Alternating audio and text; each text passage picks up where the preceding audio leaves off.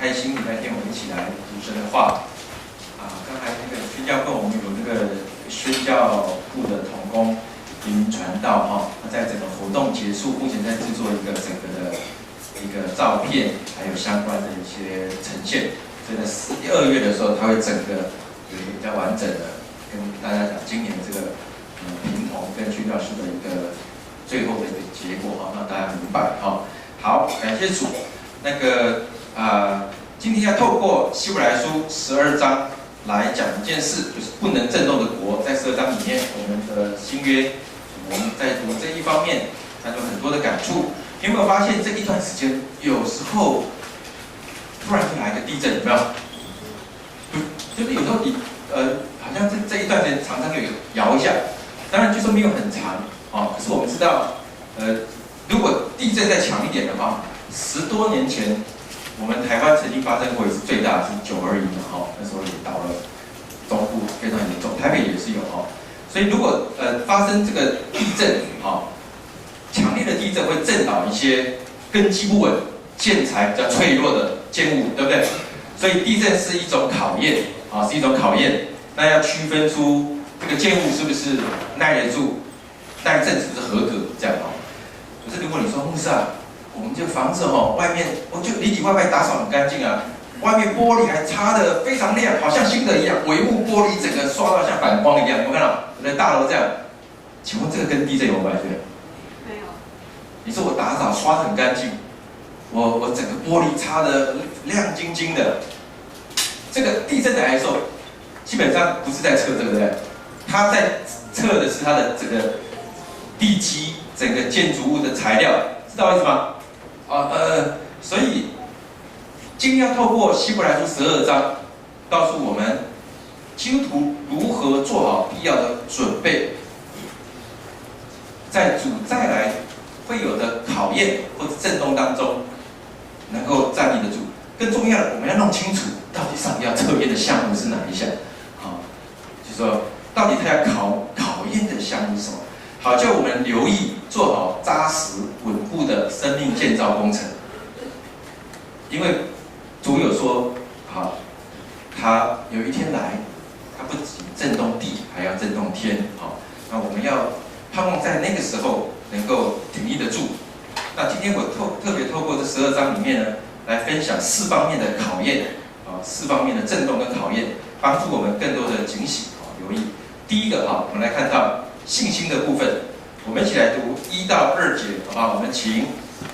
我们只有这许多的见证人，如同云彩围着我们，就当放下各样的重担，脱去容易缠累我们的罪，存心忍耐，奔那摆在我们前头的路程，仰望为我们信心创始成终的耶稣。他因那摆在前面的喜乐，就轻看羞辱，忍受了十字架的苦难。便坐在上帝宝座的右边。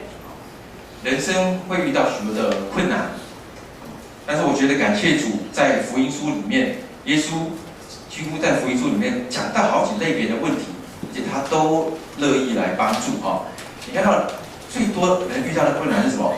疾病，没有身体的健康，身体的疾病是常常我们会遇到我们的家人那在福音书里面有没有看到？耶稣帮助这个彼得的岳母热病，有没有医治他大麻风，或是说瞎眼的、瘸腿，很多，在福音书里面，耶稣医治疾病。婚姻的关系是我们常遇到的困难，夫妻之间的关系。那你发现第一个神迹发生在迦拿的什么婚宴，水没有了，哇，就困扰了如果婚姻里面水没有了，很麻烦。酒没有了。不过水没有的更严重，水没有的可能比酒没有。好，但是耶稣毕竟反正还是帮助他的帮助他们婚姻的难处怎么样解决了嘛就是让他们喜乐了婚姻就是这样那第3个是经济上会不会有压力？经济上、财务上，有看到耶稣有5饼2鱼喂饱5000个人，对，吃饱了，哇，吃饱足了。所以耶稣也顾念这需要，有没有大环境风暴啦，整个这种震荡，有平静风和海，对不对？所以耶稣也是知道这方面的遇到的挑战。我们需要福音，我们需要好消息，我们需要耶稣基督行神迹，对不对？行神迹，所以我们需要信心。如果你要接受这个，你需要信心。这个部分需要信心，但是其实一般这是简单的信心。在平溪那边，我们现在在规划那个原教旨会道，我们不是会做福音姐姐的。你知道游客经过的时候，他们来到这地方，写下他的困难及他的愿望，写在卡片或是天灯放。你说我们为你做祷告祝福好不好？他们通常会说好，他愿意，因为为他们祷告为祝福，这是简单的信，他们愿意。不过如果进一步，像智慧在那边服侍，他说当地你要让他相信耶稣，决志信主休息，那就挑战大了，因为当地你可能家人反，甚至整个村落家族，你可能不行啊。我们是拿香拜拜的，怎么可以那个？好，那这个救恩的信心又是一个考验，对不对？那其实我们这个礼拜应该讲这半年我在8月底的时候，有一个以色列的牧师犹太人他叫做伊坦牧师他那时候来台北灵粮堂，有一次有参叙，那时候在一起的时候有机会去一起吃饭，那时候听到伊坦牧师这样讲，他说犹太人归信耶稣基督，基本上会受到很大的挑战，因为他们变成弥赛亚信徒，会受到犹太领袖当中的一个逼迫，犹太人的领袖会逼迫你去信耶稣，对不对？因为对他们讲是不一样的宗教。那时候我就听他儿子大卫在旁边对爸爸好像，不是啊，我说怎么对爸爸这样讲？他在讲这样，他说不是。那他爸爸伊坦牧师说，那帮你说一下什么样？他说，基本上犹太人归信耶稣成为弥赛亚信徒，他就不是犹太人。他说其实他们就不属于犹太人。大家都很震惊，受到的一个整个的逼迫是很大。所以信耶稣，接受耶稣为救主，要不要信心的考验？要有信心的考验，这是第一个。你想那每年3、4月是不是都有马祖绕境？有没有？在这边我们都有看到9天8夜，从台中大甲一直到嘉义新港，有没有？那个进香团有看到吗？整个在台湾几乎每年这个盛大的举行。那妈祖崇拜是台湾的民间信仰但是你会注意到信奉妈祖崇拜的特质是什么？好，来，你去边看好。妈祖会帮助人，对不对？可是呢，妈祖不管人的私生活你怎么样，他不会管你。基本上，人信徒跟这个神明之间达成一个双向的关系，神明给予保护跟心灵安慰。那信徒怎么样？用各样形式，比如贡品供物回馈妈祖的照顾，是不是这样？但是他不会被干涉你的日常生活，妈祖基本上不会干涉你的日常生活，要不然这样拜怎么会比较少？所以你会看到有的妈祖信徒还有枪自重，也有这样，他的家庭黑道或是他的道德、他的家庭出问题，但是我不会怀疑他是很虔诚的信奉妈祖的，你懂我意思吧？你不会怀疑他是很虔诚的这个虔诚的拜妈祖因为基本上这跟他们的信仰是没有冲突的，听懂我意思吗？是没有冲突的。那基督教的神期待我们的信心是怎么样的信心呢？我们刚才读到，我们既然有这许多的见证人，如同云彩围绕着我们，对不对？那些见证人是哪些人？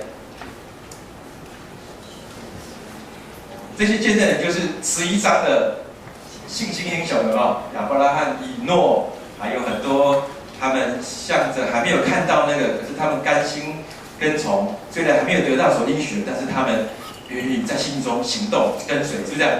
我们看到那些很多见证人历世历代美好信徒的榜样，他们活出来的见证，绝对不是只专注在争论教义，对不对？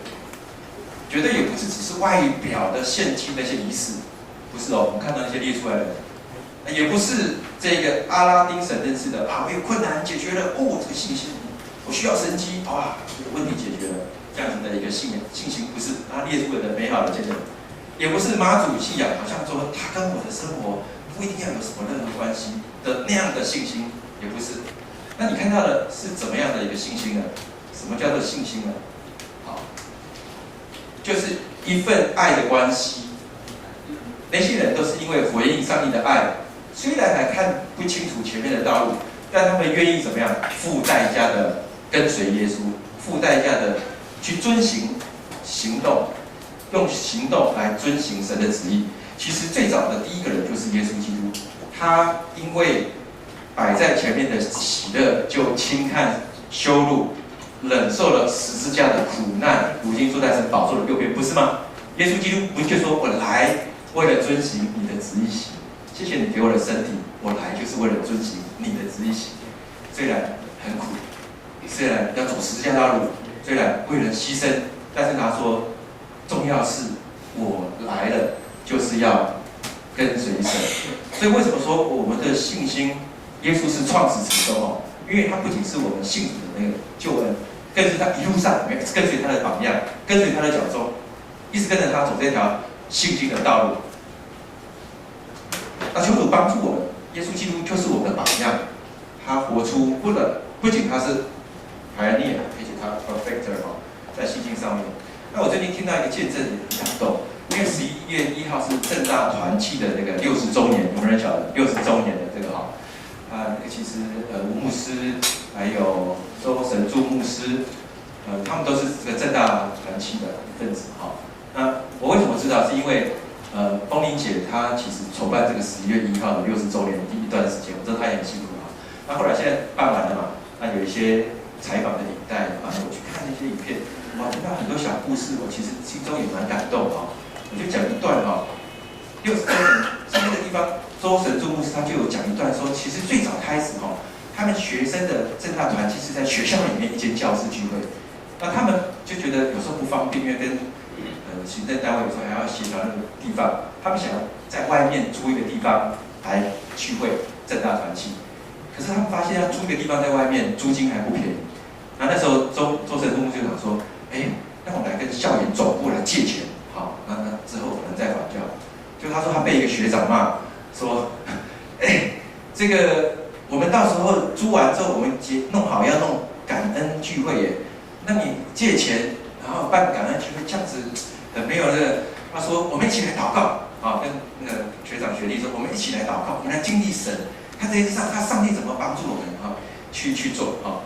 结果他说呢，他们就同心一起去祷告，然后大家也要努力奉献的哈。在那个年代呢，学校要印讲义都是刻钢板的，你们知道吗？不是印刷，只有钢板，你知道？那学校会把这个工作包给学生做，叫做工读。他说只有那一阵子团契的弟兄姐妹疯狂的去认领这个刻钢板的工作，就是大家一起同心努力的加班的刻，一直刻，然后参与这个奉献，所以后来租金就是整个就把它租下来。然后他说哇，在感恩礼拜的时候哇非常开心，大家就把这个感谢归给神哦。那他说在这件事上，周牧师说他在一开始学习信心功课的一个很重要的第一步，在学生那个时代，他说就开始让他有经历到说，其实这个是可以一路上可以去经历神的。好，那我就觉得我们也可以在这些事上，在我们的生活里面开始来学习，跟随神的道路，付上代价。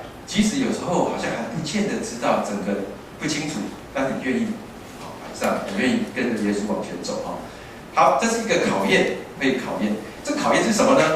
好，来到说有一天这个考验是对你信心的考验，就是说你的信心到底是在怎么样的一个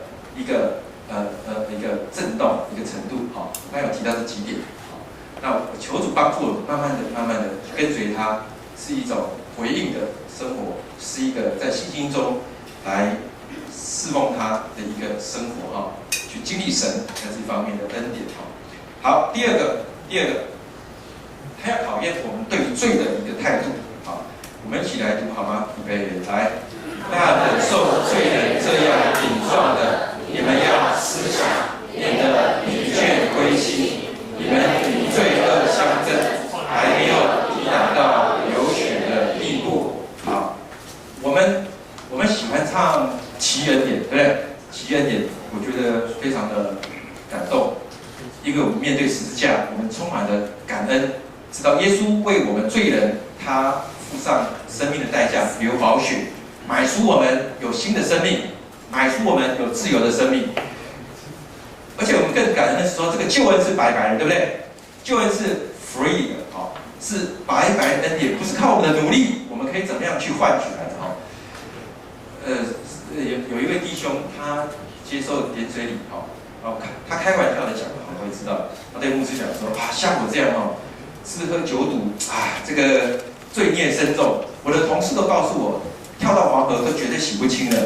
哇，牧师居然只用几滴水，哈，就可以把我的这个罪污清洗，真是太神奇了哈，太感恩了哈，感谢主哈，这真的是白白的救恩。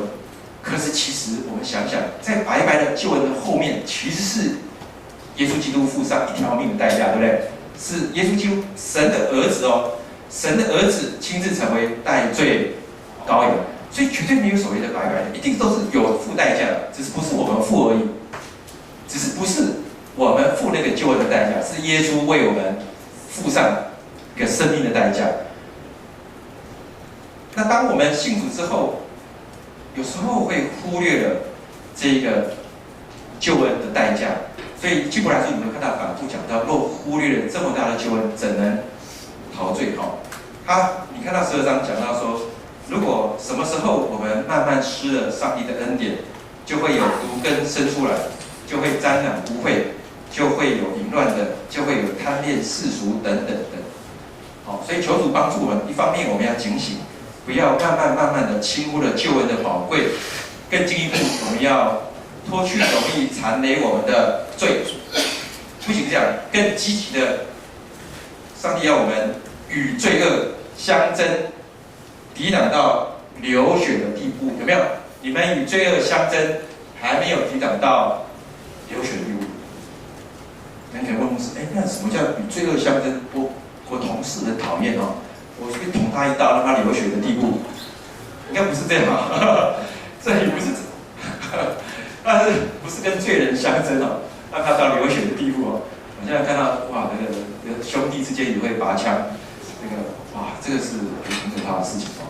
所以这里不是讲，绝对不在讲把罪人捅到流血的地步，不是这个意思哦。那这个在讲什么呢？坦白讲，他是在讲说我们自己的生命里面。要对付我的老我，那种怎么会这么冷漠？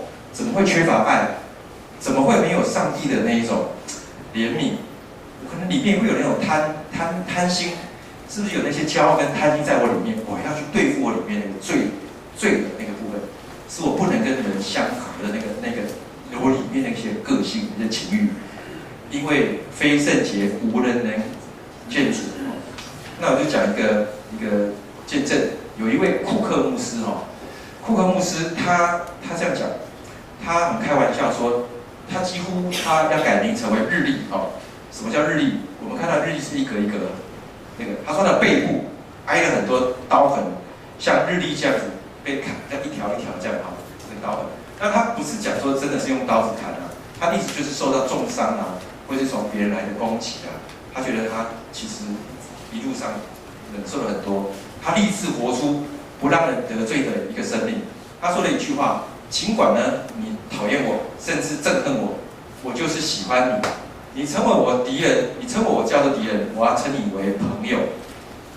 那在他居住的城市呢，有一位其他的宗派，就是神学立场不同的一个牧师，他就在大力批评库克牧师的事工，就是在主日里面会一直讲他多不好，多不好。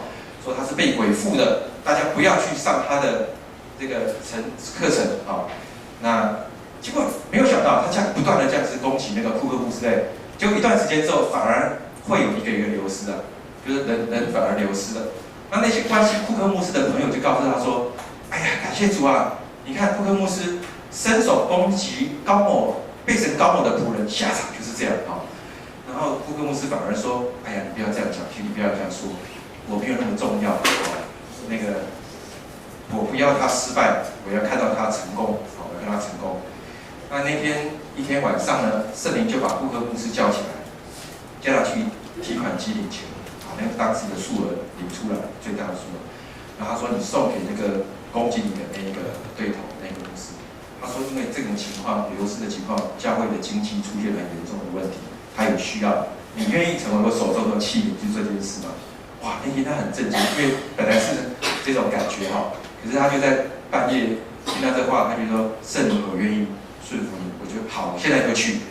他真的就去提款，把它放在一个信封箱里面，去投入信箱。你知道这样的动作哦，他持续做了一段时间，不是就是那个礼拜3晚上他放之后，他不是只放一次，他就一段时间都继续放。他告诉我们哈，最后多年后一个很美的一个结果，他说他跟那个攻击他的是成为一个非常好的朋友，有一天居然能够重新和好。那我其实是在5年前听到这个见证，一段故事。那时候我听的时候，其实我心中是非常感动。那我就祷告神说：“主啊，那有没有现在让我感觉到背后哀悼的这样的一个朋友，在我生命当中？你懂我意思吗？我就在想说，主啊，有没有在我生命中有感觉到背后哀悼的这样的朋友或同事？因为这边讲到说，那忍受罪人这样顶撞你们要思想，免得疲倦灰心，好，你们与罪恶相争，还没有抵挡到流血的地步。后来我就祷告，想想，有一位应该，也许有一点感觉，那我真的就去领了一笔钱，放在一个信封袋里面，好，然后去找出那个地址来。但是我有点紧张，因为那是晚上，我觉得我鬼鬼祟祟的，我很怕大家觉得我是小偷，然后呢，就想我会人家以为我在查什么，然后好像偷偷在丢什么。后来我就确定那个地址之后，我就把它打开。后来圣灵提醒我说，你要为他祝福祷告，就是说不是只有这样，就提醒我还要为他祷告祝福，对不对？那我怕别人发现怪怪，我就有点是行走的祷告这样的方式，在那个门口走一走祷告。好，那我觉得当我这样做的时候，感谢主我真的觉得有一种释放在我里面，就是有一种讲出来，就是当里面可能有一点亏欠或是那种罪疚的那种良心哦，我觉得好像断开一些东西，让我有一种在生命当中的自由哦，更大的自由经历到圣灵的喜乐哦。所以我讲这件事是告诉大家说，会来到一个考验恶，是考验你对罪的态度是什么意思呢？除了耶稣基督流宝血外，是谁流血？是谁流血？什么意思呢？有一种是自我为中心的生活，哇，我很容易去冲撞别人。我这边是骂别人，从别人当别人是不是这样受伤流血是这样？可能别人流血受伤。好，第二种是我为了抵挡罪恶，为自己为了所爱的伙伴，我甘心受苦到流血，愿意与基督一同受苦，用爱来挽回什么罪，用爱挽回罪。但是你要用爱挽回罪，那个被顶撞，你会不会淌血啊？你会觉得痛啊，对不对？可是，在痛里面，你就知道那个爱就不是自己的爱了。那个爱就在你觉得虽然痛，你还是愿意去做的时候，你就知道那真是上帝把他的爱放在我们里面。那种痛就是我愿意流血，但是那个流血我也是挽回世上的，挽回罪人，挽回还没有信主的世上。那主要我们要跟随他的性情之，就包括为爱愿意怎么样，为罪愿意。但是第一种呢，可能是完全没有感觉，常常就是还是死人常常。那求主帮助我们在这件事上慢慢去体会，去在这当中，上帝亲自会教导我们。好，这是对罪的态度。那第三个、第12个则上还告诉我们对得着神儿子的名分的一个考验。我们一起来读好吗？预备，来。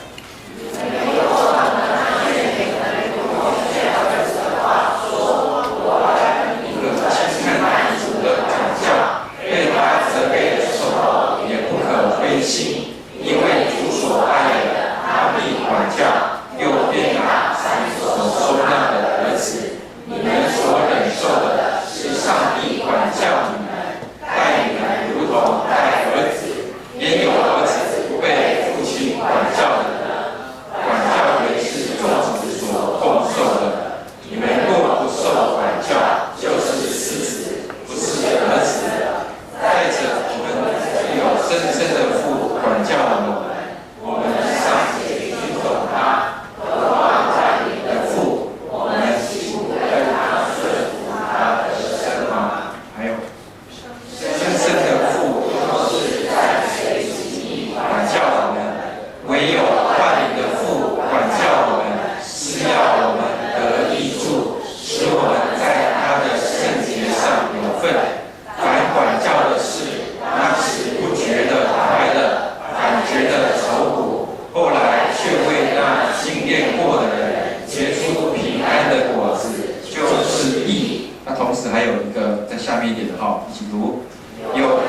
世俗如以扫的，他因一点食物把自己长子的名分卖了，后来想要承受父所祝的福，竟被弃绝。虽然讨苦切求，却得不着门路，使他父亲的心意回转。这是你们知道的。好，天国文化告诉我们哈，其实我们都知道这真理，我们是天父的儿子，对不对？无论我们放荡流浪到什么地步，浪子可不可以回头？可以。浪子只要醒悟，愿意回头，天父永远展开双臂，无条件的接纳浪子回到家，是不是这样？好，所以我永远是上帝最尊贵的身份，最独特的身份，就是我是上帝所爱的儿子。那这个身份是绝对要记住的，这是一个基础。上帝爱我，永远不要碰到上帝就是爱我。好，可是成为神的儿子。神的家里有没有很多儿子？很多儿女嘛。神的家里有很多儿女。那经文告诉他，告诉我们说，主所爱的，他必管教，又鞭打反手说那的儿子。那管教的目的是要使我们得益处，叫我们在上帝的圣洁上有份。虽然管教的时候，当时会觉得什么愁苦，但是呢，经验过愁苦之后，会结出平安的果子，就是义，会结出公义的果子。哇，在当中哦，那当我们愿意接受管教，那这个儿子会不会越来越圣洁？就会有上帝的形象，会越来越圣洁。当我们愿意接受管教，就越来越成熟。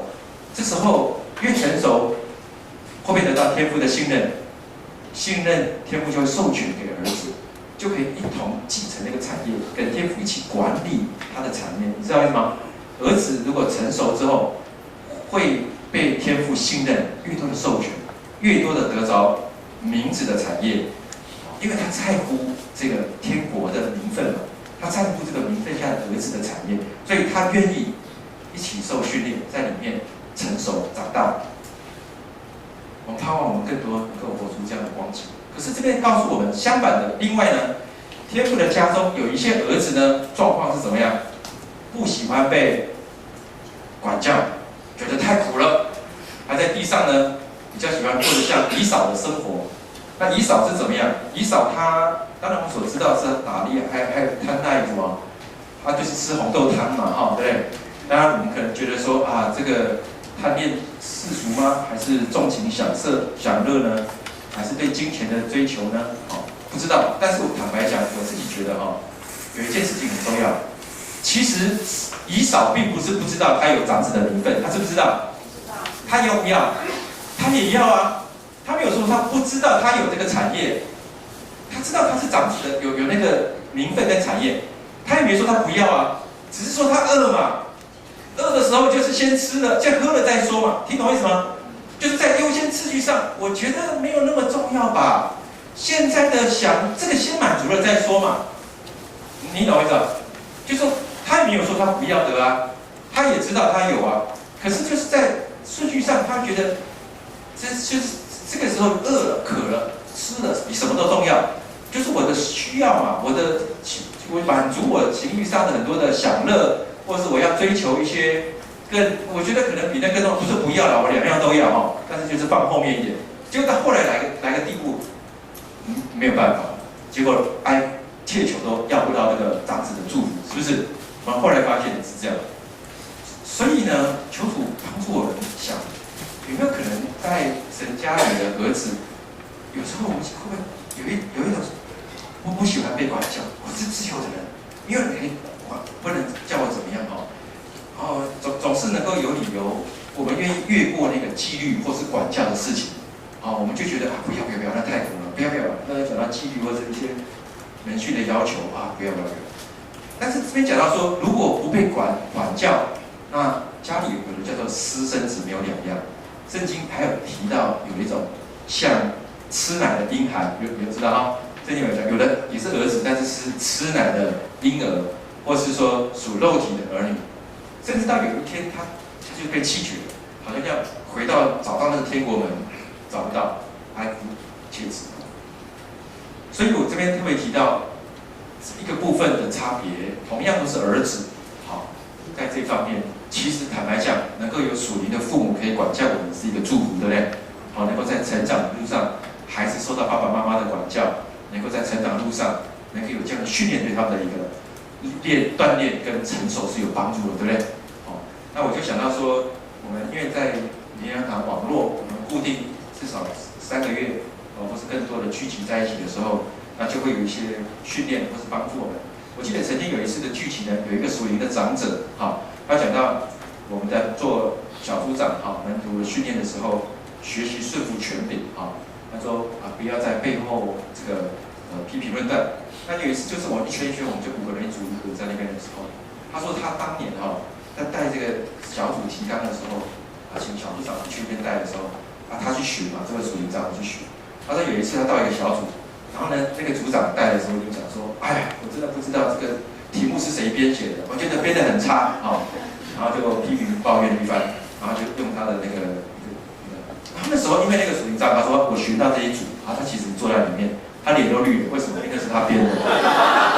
他说是他编的，然后听到他的带领这样讲，他但是没有讲。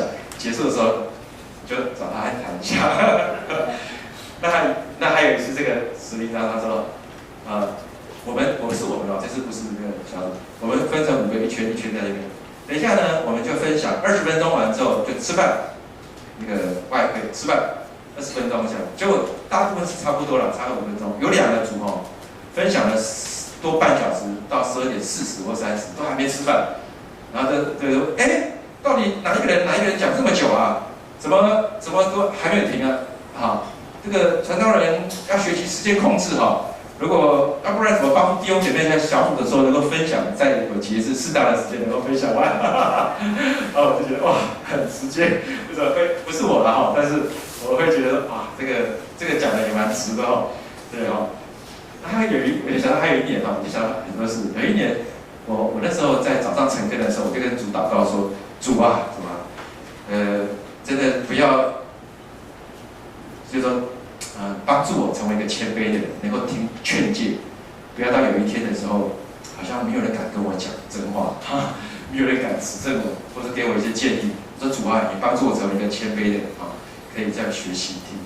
那么那天下午，我觉得下午有一个我跟同工在一起分享的时候，那有个同工在分享到说，听到国外他的讲道，他讲得很好。他说大致上他分析他的特点是怎么样。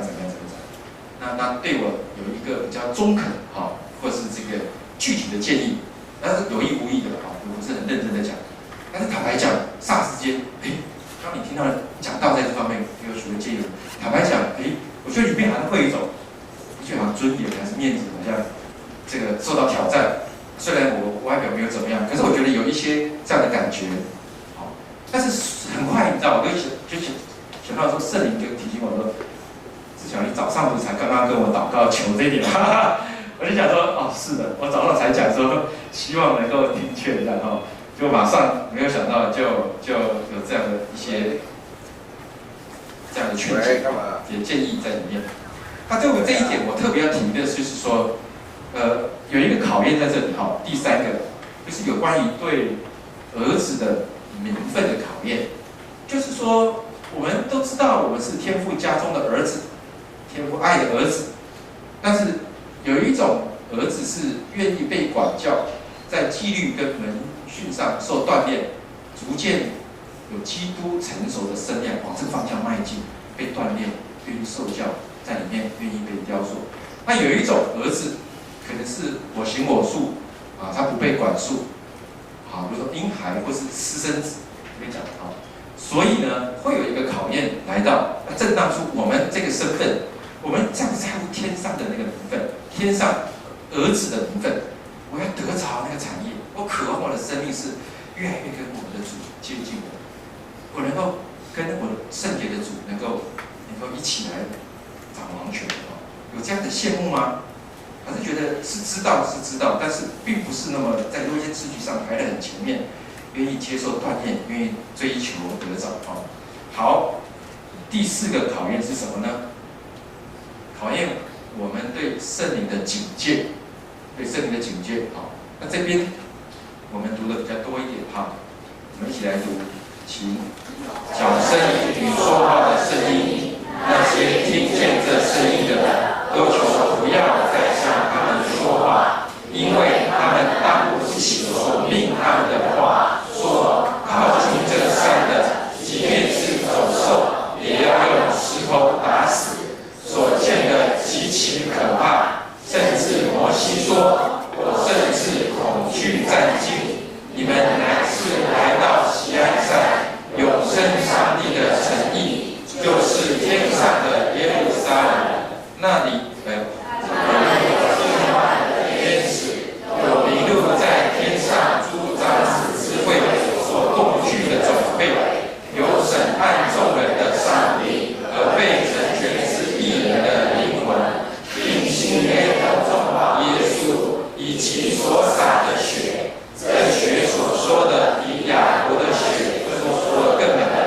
你们总要谨慎，不可弃绝那向你们说话的，因为那些弃绝在地上警戒他们的，尚且不能逃罪，何况我们违背那从天上警戒我们的呢？他使他的生命成就不义，但如今他必须说，再一次我不但要震动地，还要震动天。再一次的话，是指灵被震动的，就是受造之物都要挪去，使那不被震动的长存。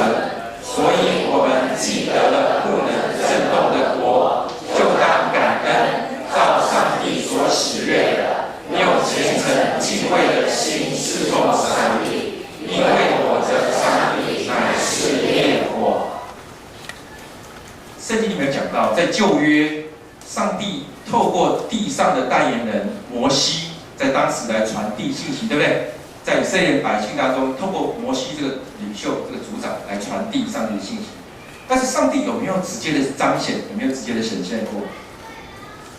就是曾经在那个西奈山这边讲，有没有？他们划定一个界限，然后上帝亲自要显现，向他们说话。就后来听到什么？闪电、打雷、暴风、火焰、角声、密云、黑暗，知道意思吗？砰砰啊，这样一阵震动，连走兽如果靠近的话，都会被打死。走兽靠近，都会到圣山的时候，都会被打死。其实讲到这一幅画面哦，就是整个山在震动，有没有？闪电、雷轰，其实让我感受到的是一幅，其实至高的神、圣洁的神，跟我们非常渺小有限的人，是不是距离是非常的远哦？连摩西都这样讲，我甚至战惊恐惧，有没有？他讲说，连他都讲说，我甚至恐惧战惊。其实现代如果我们看到这种天象，有些特别的现象，打雷，这个闪电，我们会说老天爷震怒了，发脾气了。世界上的人可能会感受到一些这样的一个讯息那这是过去透过大自然来彰显，或是透过一个中间人，上帝跟人讲话，上帝跟人沟通是透过一个中间的传递者，对不对？可是你知道这边讲到新约透过耶稣基督，他为我们来到地上，钉十字架，他舍命，他流着血洒在我们身上，还有旧约讲洒在我们身上，那把这个幔子打破，一条又新又活的路，直接可以亲近神。他的宝血把我们的罪污洗净，对不对？不仅洗净，上帝还把圣灵放在你我的心中，所以圣灵现在在我里面，当神要跟我们沟通，已经不再是外表这些震荡的闪电打雷这样，也不是透过这个法版还是一些律法，他说我直接要进到我们里面，要跟你说话。上帝把他自己的灵吹在我们的心坎上面，所以他说不用再像这个跟邻舍拉着手说从知道知晓，你要认识耶和华。他说因为我已经把灵放在每一个人的心里面，我渴望进到你的里面，直接跟你亲密对话。我用很微小的声音来引导你，住到你的里面了，直接要跟你沟通。所以，如果是我们说体恤圣灵，我们倾听他的声音，我们讨他喜悦，他就更多来彰显他在我们当中的引导。可是相反的，如果我们这个骂别人或做错事，他会不会担忧？圣灵也会担忧，也会警戒，也会警戒我们。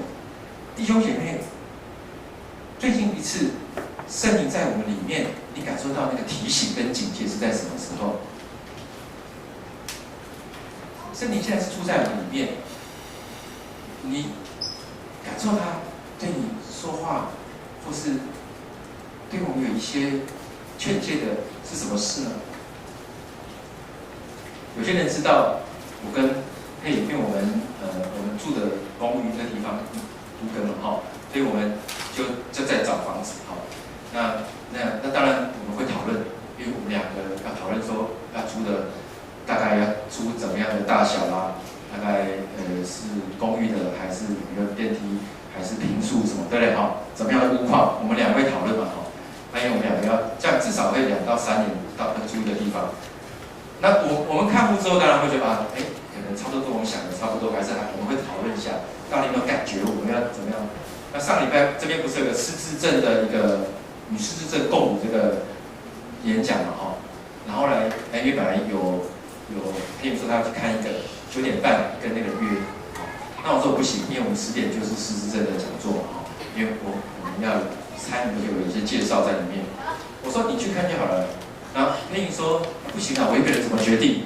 我说那你就把它照下来赖给我嘛赖给我，然后我跟你讲，基本上就哪几个重点就是这样看应该没。他说哇，这很难这个这个要能够一个人看怎么去确定我们要不要租那个，你懂我意思我要告诉大家讲说，圣灵住在我们当中，他渴望在很多事上也能够跟我们一起讨论，因为他住在我们的心里。那我们有没有很久其实忽略他，或是把他冷落在一旁？我们有没有在乎他的想法，想要跟他一起讨论？因为他盼望住在我们的心中。但是会不会我们很少会去跟圣灵讨论我们这个人所做的决策，或是我们要做哪个方向？他也渴望参与，甚至当我们智慧不足的时候，只要求那后赐众人也不斥责人神答应就要把智慧的灵、谋略的灵赏赐给我们，对不对？所以求主帮助我们当今天耶稣他已经为我们舍命，用宝血洗干净之后，把圣灵吹在我们的里头，住在我们里头，我们是不是天天常常可以寻求他？我们是不是常常可以请教他？是不是常常可以跟他讨论？他是不是渴望就像我们在讨论一样，能够对一个看法、做法、标准有一些共识，他会觉得非常的开心。我们是不是很期待他能够甚至做主在我们的生命里面？那在整个这边有一段经文在主耶稣再来，我们知道上帝是审判的神，其实在每一天的生活当中，求主把这样的一个迫切，把这样的一个渴慕放在我们里面我们来读一下以赛亚书这一段话可以来。我们在你行审判的路上等候你，我们心里所羡慕的是你的名，就是你那可纪念的名。夜间我心中羡慕你，我里面的灵切切的寻求你，因为你在世上行审判的时候，地上的居民就学习公义。我们不要等到那一天，整个在主再来的那个审判里面，现在还没预备好。我们能够在这个行审判的路上，就因着圣灵在我们当中，我们常常愿意受警戒，我们就愿意跟主一起来往前，在圣洁里往前。因为你在地上行审判的时候，地上的居民就学习公义，我们就可以在圣洁当中来学习那有一个状况，我们常常可以经验到，越亲密的人，越亲近的人，有时候我们态度就越马虎，对不对？会不会越随便？因为你看我们现在有些距离，有时候还有一些礼貌，对不对有一个距离。可是你发现最亲的可能配偶、家人，或小孩子或太太先生，是不是那个伤害可能更直接？因为可能失去了那个礼貌哦。那有时候伤的最深的，反而都是身边的人，怎么办？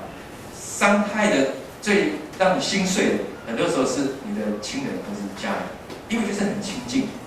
所以我要讲的是说，你知道圣灵现在在我们里面，他真的是跟我们很亲近、很亲近，但是也有可能他会很担忧，他其实事实上已经等候很长一段时间，期待我们能够更尊重他，能够在乎他，能够在他里面有这样的一个认识。有一个考验，第4个，对圣灵警戒的一个考验，所以在我们里面住在我们里面圣灵的一个态度的一个考验，就是说我们是否敏锐并在乎圣灵在我们里面的警戒，他愿意在圣洁当中学习与神同行，能够让圣灵住在我们里面。是的，在天堂，在将来神要与我们同住，可是，在现在圣灵在我们生活当中，是否就学习就开始与神同住同行呢？另外一种呢，考验就是分出对上帝的话语的无知，对圣灵的警戒无感。那因此我们看到先知书里面提到很多不听与悖逆中常常做的情况。那求主来帮助我们，因为会有一个考验是讲到说，这一次不仅连地连天都要震动哦。那我们来读这段经文，是最后在12章的2节，我们一起来。震动的国，就当感恩，照上帝所喜悦的，用敬虔敬畏的心侍奉上帝，因为我的上帝乃是烈火。上帝把我们拯救出来，他的目的是什么？他把我们用宝血洗干净，对不对？盼望是能够成为一个圣洁的器皿，救出来是要能够成为圣洁的器皿，能够侍奉神，在神的殿中。你知道那个圣殿里面的器皿那个圣物，他们除了要干净不洁，不能拿起来当圣物嘛我现在讲的是说那个器皿除了这样还要用什么油？你会发现他用油要抹在上面，膏抹在那个器皿上面，金灯台或是这些器皿。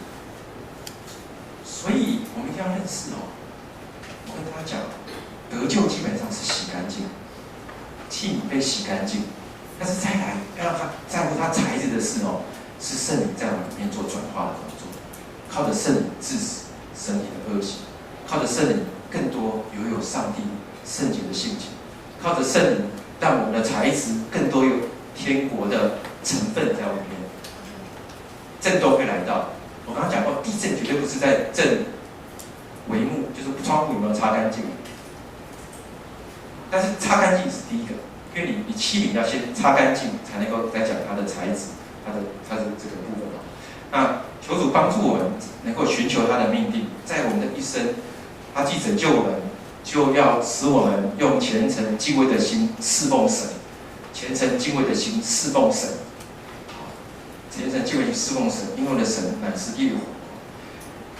求主帮助我们那最近我们就说在预备要搬家嘛那在木栅地区，我算一算这13年来，这次搬是第7次所以这个每一次搬家就要用掉搬丢掉一些不好用的东西就是说瘦身。其实所以东西越少越好，因为比较好能够行动但是这次很特别，因为这次不只是搬这是我10月31的时候，我发现我们这个8户已经楼下的人走了，楼上也走了，隔壁的4户都走了，8户只剩下我们1户，全部都搬空了。哇，回家发现很暗，为什么？因为还有一些工人他是来回收铁器，把它拔光，再把阿鲁米全部都拆了，铁窗全部都拿出去，甚至还有一间他连电线的都拉出来，铜拿去卖。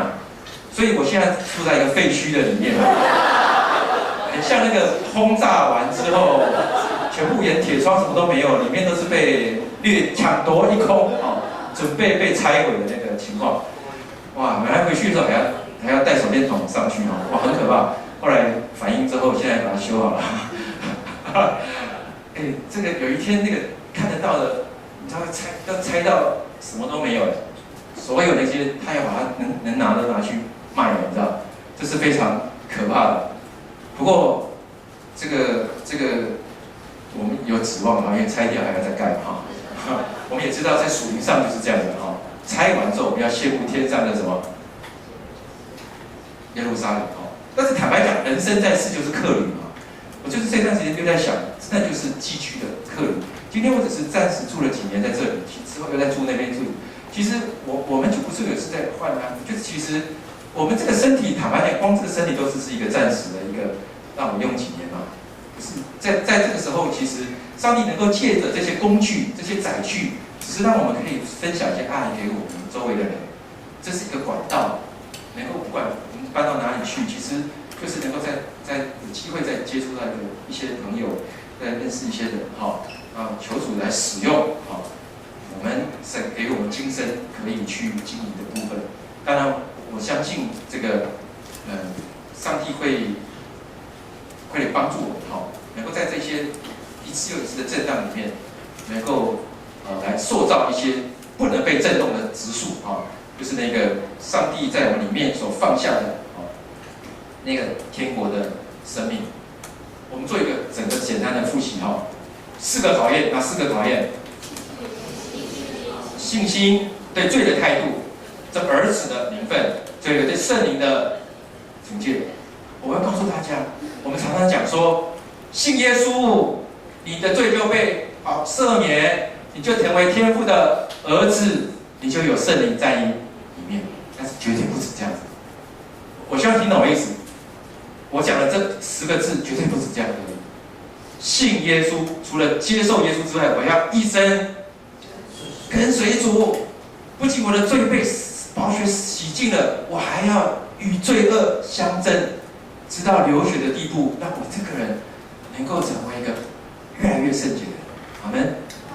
不仅我是天父的儿子，